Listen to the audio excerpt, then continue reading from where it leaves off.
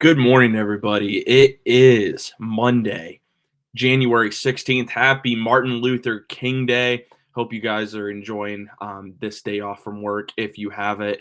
But we're going to start a series here these next couple weeks, and I'm going to give you guys a free agent target for the Cleveland Browns every Monday morning, so up until free agency begins.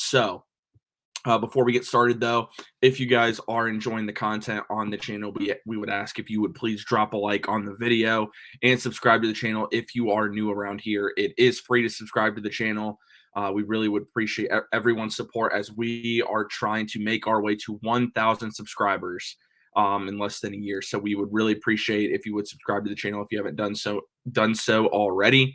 The first player we are going to talk about in this series is one that a lot of you guys would like to see the Browns add, given the struggles that they had at the defensive tackle position. And that is Washington Commanders defensive tackle Daron Payne. Now, Daron Payne had a fantastic season statistically for the Washington Commanders, 32 solo tackles, 11 and a half sacks as a defensive tackle. He's 6'3", 320 pounds, only 25 years old. He fits exactly the type of timeline you would want as far as matching up with Myles Garrett on that timeline. He is fantastic on Washington's defensive line. That also has Jonathan Allen, Chase Young, Montez Sweat, and Daron Payne is a big reason why the Washington Commanders have the best defensive line, in my opinion, in the NFL. Now, some interesting stats about Daron Payne. He did not grade out well according to PFF. He was not graded favorably at all. 58.4 total overall grade. Now, keep in mind, I don't know exactly how PFF does their grading scale. I would love to find that out one day. So I wouldn't just base his entire season off PFF grades. Now, keep in mind that 58 grade would still be higher than any defensive tackle that the Browns had this season. And that, so Jordan Elliott was a 40.4, Tommy Togiai in 12 games, 37.3, Perion Winfrey, 41.6. I mean, so if you look at it, the interior defensive line was obviously a huge problem for the Browns. The best overall grade was Ben Style. He was a 57.7, but he only played in 6 games. So, and didn't even get a ton of playing time. So just keep that in mind. Easily, Daron Payne would still be the Browns' highest graded defensive tackle.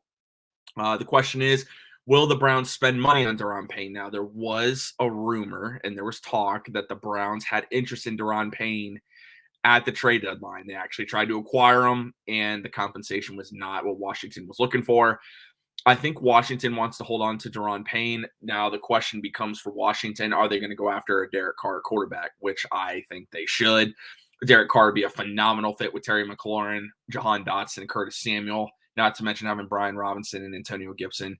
Washington getting their quarterback, that could mean a guy like Daron Payne hits free agency. I think they end up using the franchise tag on him if they cannot agree to a new contract, and that would keep him off the market, of course.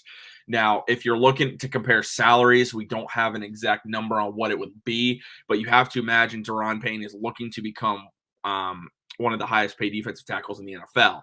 That would put him on par with his teammate Jonathan Allen. Jonathan Allen for the Washington Commanders makes his average salary is $18 million a year, which is the fourth highest paid defensive tackle. Aaron Donald, obviously highest paid at 31.6. The DeForest Buckner, 21. Chris Jones, $20 million a year. Jonathan Allen, 18.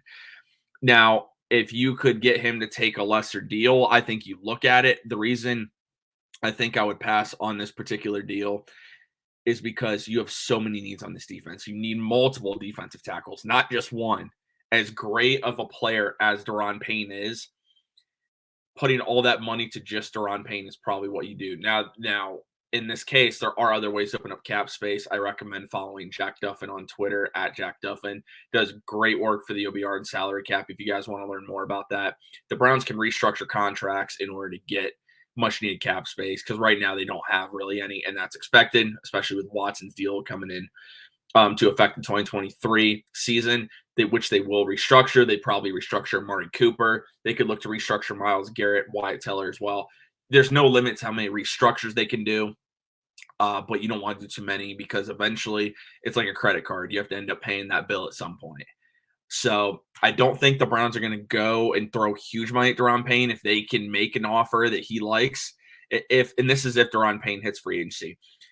You guys will find out next Monday. There's a player I think the Browns could spend money on. They could make him pretty high paid, but at the same time, I think he would be a great fit for the defense. So keep an eye on that. So guys, again, if you want Daron Payne onto the Browns, pair him with Myles Garrett for the foreseeable future. Drop a like on the video, comment as well. Comment what you think the Browns are going to do in free agency. We really would appreciate that. We read your comments here on the channel. If there are other players that you want me to talk about in these free agency Mondays, just let me know. You can follow me on Twitter at T_Johnson_TJ. Tune in to our Brown shows. We have the Yard Dogs podcast and Barking Brown show every Tuesday night at 7 and 8 o'clock here on the YouTube channel. We also have the Faithful Dogs podcast Wednesday nights at 8 o'clock and the Dog Chug at 10 o'clock here on the channel. So again, if you guys aren't following the channel, go drop a like on that video, subscribe to the channel for we're going to have all kinds of giveaways available to you guys, but you have to be a YouTube subscriber. So again, thank you guys for tuning in this video. Talk to you all next Monday. Go Browns.